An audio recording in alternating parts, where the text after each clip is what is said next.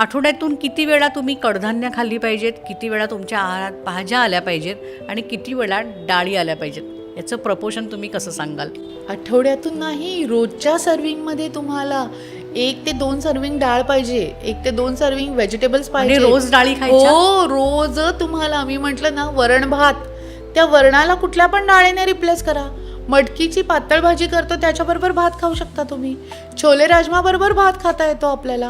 मग दिवसातून एकदा अशा प्रकारचं आणि दिवसातून एकदा पालेभाज्या, फळभाज्या तिथे वापर झालाच पाहिजे, कारण प्रत्येकामध्ये पोषण मूल्य वेगवेगळी आहेत.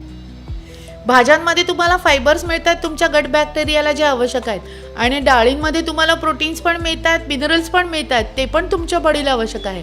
म्हणून तर या सगळ्या गोष्टींना, ज्याच्यामध्ये थोडे ड्रायफ्रूट, थोडे फ्रूट, दुग्धजन्य पदार्थ, पोळी किंवा भाकरी, भात अशा गोष्टींचा समावेश आहे.